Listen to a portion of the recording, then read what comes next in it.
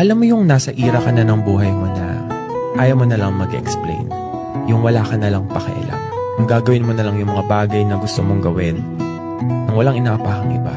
Hindi ka na lang magpapaliwanag, hindi ka magkukwento, hindi ka na lang mag-share.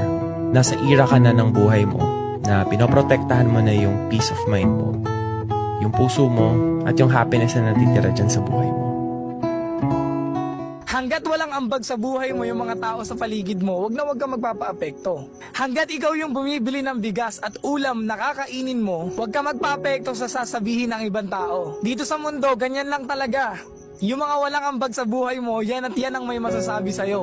Hindi mo natulungan, sasabihin madamot ka. Nakabili ka ng bagay na gusto mo, sasabihin mayabang ka. Kaya isa lang yung gusto kong ipaalala sa'yo. Hanggat yung taong nasa paligid mo na wala namang ambag sa buhay mo, wag mong papansinin. Wag kang magpapaapekto. Gawin mo yung bagay kung saan ka masaya. Again, yung mga taong walang ambag sa paligid natin, sila at sila yung may masasabi sa atin.